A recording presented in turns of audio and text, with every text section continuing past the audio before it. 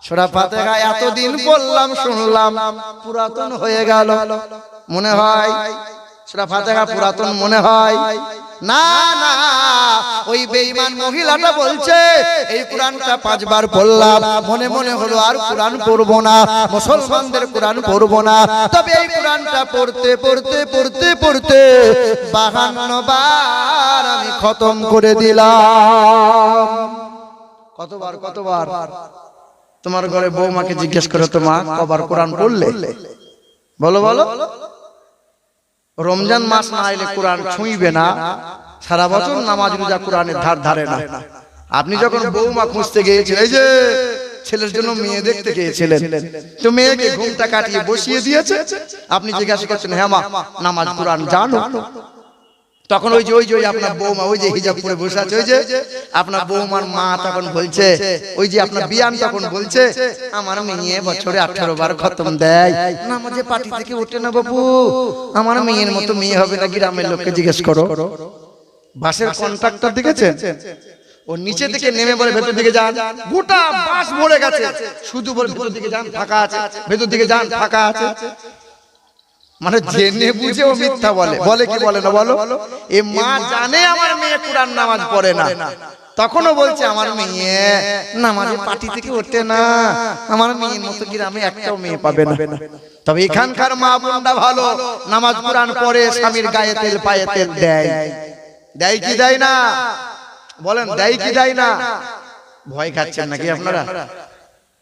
এ বাবা, আমাদের বর্ধমান ডিস্ট্রিক্টের মেয়েরা একটু ফ্যাশনে চলে, সারাদিন মেহনত করে যদি বাড়ি আসি আর বলি সালমান মা 1 গ্লাস ঠান্ডা পানি দাও, সুর করে বলবে কলসিতে আছে ঢেলে খাও, দেবে না। হ্যাঁ, আমি বছরে মানে ওই দিককার মেয়েরা এত স্বামীর সেবা করে, বছরে 2 বার 3 বার করে নানির বাড়ি যায়। কথাটা শুনে একবার ভালো লাগবে। তো ছোটবেলায় তো নানা নানি মারা গেছে, মামিরা খালারা সব আছে, গরিব মানুষ, সাদকা দান আত্মীয়দেরকে একটু আগে করতে হয়। অনেক মানুষ আছে মাদ্রাসায় 1 লাখ 2 লাখ টাকা দান করে, কিন্তু নিজের আত্মীয় পরিবার পরিজনকে দেখে না, ও নাম নিবার জন্য দান করে। বেটা হায় হায় হায়, নিজের আত্মীয় পরিবার পরিজনকে আগে দেখতে হবে। শোনেন শিক্ষিত মুসলমান সুধী মানুষেরা, তো একদল মহিলা দাঁড়িয়ে আছে, নানির বাড়ি সব দেখা করতে গেছি। আমি জিজ্ঞাসা করছি মামি কি ব্যাপার? তখন বলছে বাপ ওই মাস শেষ হয়ে গেল, মাসের মাইনে তুলতে গিয়েছিলাম 1000 করে। এদিকের মহিলারা পায় 1000 করে মাসে মাসে, পাই কি পাই না? পাই কি পাই না? 1000 করে ইয়ে ভান্ডার গো, ইয়ে সরস্বতী ভান্ডার কি বলছে, লক্ষ্মীর ভান্ডার, পাই কি পাই না? বিনা মেহনতে 1000 করে পাই। তাই বললাম আলহামদুলিল্লাহ, পাচ্ছ তো 1000 করে। তখন বলছে বাপ তুই তো ভালো বলছিস, কিন্তু আমাদের ভালো মনে হচ্ছে না। বলে কেন? বলে মমতা খালা একটা অন্যায় করছে। যে কি রকম? বলে আমি পাচ্ছি 1000, সালমার মা পাচ্ছে 1000, জরিনার মা পাচ্ছে 1000, কিন্তু কুদালের মা 2000 পাবে কেন? তাই আমি বললাম খালা কুদালের মা যে 2000 পাবে, কারণ কুদালের বাপ যে মরে গেছে, বেদবা বাবা তো 1000 পাবেই পাবে। পাবে কি পাবে না? পাবেই পাবে। তো এইদিকে 1000, ওইদিকে 1000, 2000, তাহলে স্বামী মরে গেছে বলে 1000 পায়। তখন আমার হাতটা এরকম করে ধরে বলছে বাপ কত জায়গায় জলসা করছিস, দিনাজপুর, মুর্শিদাবাদ, মালদা, কোচবিহার, 24 পরগনা, কলকাতা, মেদিনীপুর, কত জায়গায় জলসা করছি বাপ, দোয়া করতে পারছি না। তেমন কি দোয়া করব?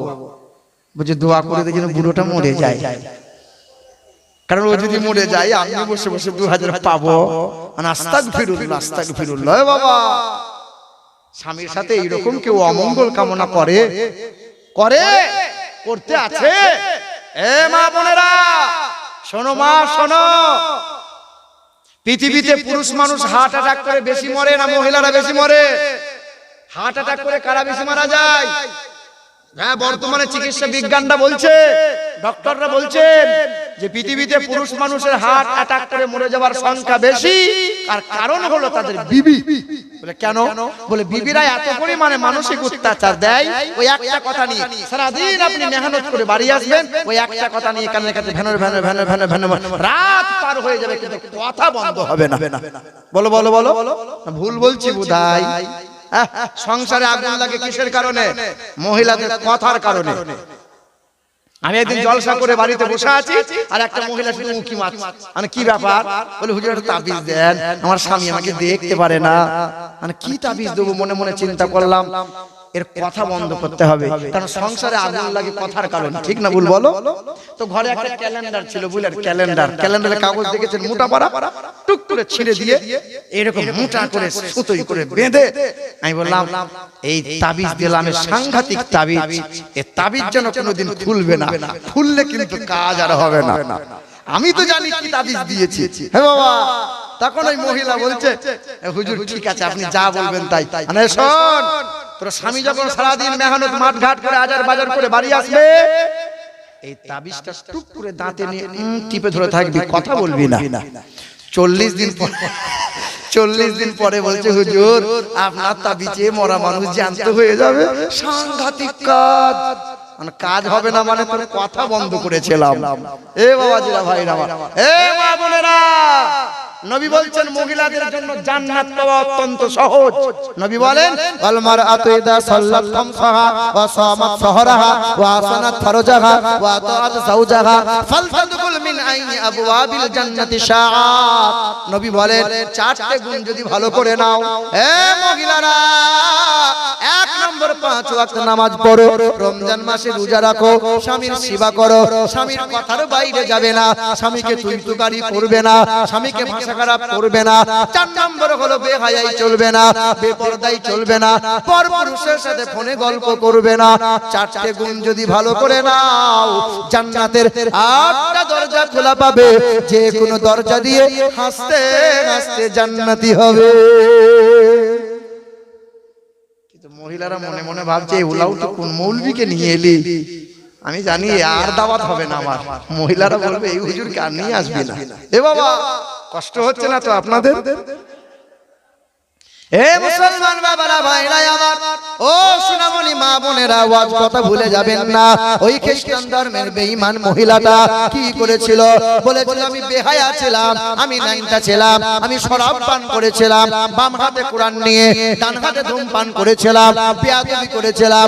ওই মহিলা বলে কোরআনটা বললাম, এই কোরআনে 114টা সূরা আছে, 540টা রুকু আছে, কম বেশি আপনার 86,430টা বাক্য আছে।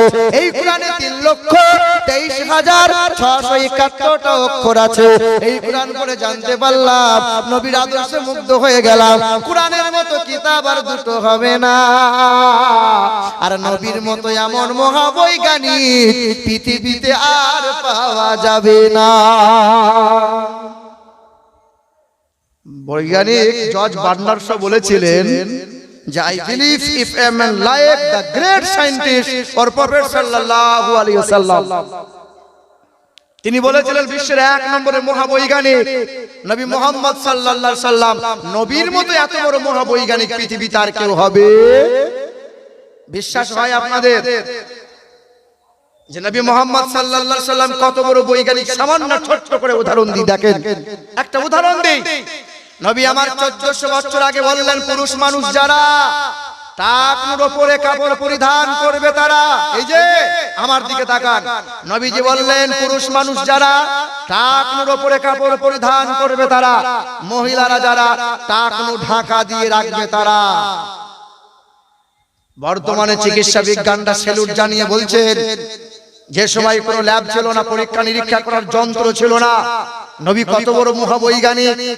বর্তমানে চিকিৎসা বিজ্ঞান রিসার্চ করে বলছে নবী কেন বললেন, এই টাকনুর কি এমন গুরুত্ব আছে। বর্তমানে ডক্টর চিকিৎসা বিজ্ঞানটা বলছে পৃথিবীর কোন মানুষ যদি অধিকাংশ সময়ে কাপড় ঢাকা দিয়ে রাখে এই টাকনু, তার অতি অল্প দিনে জৈন শক্তি হারিয়ে ফেলবে। হ্যাঁ, এই টাকনু যত খুলে রাখবে, পুরুষ মানুষ হাট বাজার করবে, পুরুষ মানুষ মাঠ ঘাট করবে, এই টাকনু খোলা থাকবে, সূর্যের আলো পড়বে, যত বেশি বেশি সূর্যের আলো পড়বে পুরুষ মানুষের হরমোন আর জৈন শক্তি তত বেড়ে বেড়ে যাবে। বলো সুবহানাল্লাহ। মহিলাদের জন্য টাকনু খোলা রাখা যাবে না, মহিলারা হাট বাজার মাঠ ঘাট যাবে না, মহিলারা টাকনু ঢাকা দিয়ে রাখবে। মহিলাদের জন্য এক কথায় সূর্যের আলো দরকার হয় না। কেন? সূর্যের আলো যদি দরকার না হয় সেই ভিটামিন পূর্ণ কেমনে হবে? বলে মহিলারা সোনা ব্যবহার করবে। গলায় পড়বে, হাতে পড়বে। মহিলারা সোনা নামক ধাতু যে ব্যবহার করবে, সূর্যের আলোতে যে ভিটামিন পাওয়া যায়, সূর্যের আলোতে যে ভিটামিন পাওয়া যায়, সোনা নামক ধাতুতে সেই ভিটামিন ওদের দেহে পূর্ণ হয়ে যায়। বলো সুবহানাল্লাহ। সোনা ব্যবহার করবে কারা? বলো বলো কারা? বিয়ের দিনে শ্বশুর একটা গলার হার দিয়েছে, 6টা আঙ্গুলে আংটি দিয়েছে, দিয়ে মাল এইরকম মুখে রুমাল দিয়ে এইরকম করে বিয়ের পিড়িতে বসে আছে। চাচা বলছে একবার সালাম দে বাপ। সালাম আলাইকুম। শাশুড়ি বলছে সর্বনাশ, পাহাড় নড়ে কিন্তু আমার জামাই যে বড় হুজুর, মুখের রুমাল নড়ে না, এত লজ্জা আমার জামাইয়ের। শাশুড়ি তো খুশিতে বাজে বাগ, সাংঘাতিক জামাই। পরের দিন মেয়েকে জিজ্ঞাসা করছে, হ্যাঁ মা আমার জামাই কই? বলে ওই তো আন্ডারপ্যান্ট পরে ঘুরে বেড়াচ্ছে। বলো বাবা কালকে তো ফেরেশতা মনে হচ্ছিল। বলে বডিটা খুলে রেখেছি, মাল ইঞ্জিন নিয়ে এসেছি। বলে শয়তানের খালাতো ভাই, ওই একদিন লজ্জা করেছিল, পাঞ্জাবি টুপি একদিন করেছিল, আর লজ্জা শরম নাই। তারপরের দিন শালির হাত দিয়ে বগলে নিয়ে বলে চ একবার মেলায় যাই, হ্যাঁ ঘুরে ঘুরে বেড়াচ্ছে। দেখো দেখো তোমার গ্রামে খবর নিয়ে দেখো, কত বিআই বিআইনকে নিয়ে গল্প করছে, কত জামাই শালিকে নিয়ে ঘুরে ঘুরে বেড়াচ্ছে। লজ্জাও নাই, শরমও নাই, হায়াও নাই। ও মুসলমান বলো, হ্যাঁ হ্যাঁ। আমি জানি এই কথা বললে পরে দ্বিতীয় বছর রাগ করে বলবে এই হুজুরকে ডাকবি না, না ডাকলে বয়ে গেল আমার। এ মুসলমান শোনার বন্ধুরা, আপনার গ্রামের হুজুর সব সত্য বলতে পারবে না। বলবেন দেখনি হুজুরকে সব সত্যগুলো বলেন তো দেখি। যারা সুদের কারবার করে তাদের ঘরে খাবো না, জেনে বুঝে লটারি কাটছে খাবো না, ওর হাতে খাবো না, ও মদ খায় ওর হাতে খাবো না। হুজুর যদি বলে দেয়, পরের দিন হুজুরের চাকরি আর থাকবে না। হ্যাঁ হ্যাঁ, এ মাল চাকরি ভয় করে না।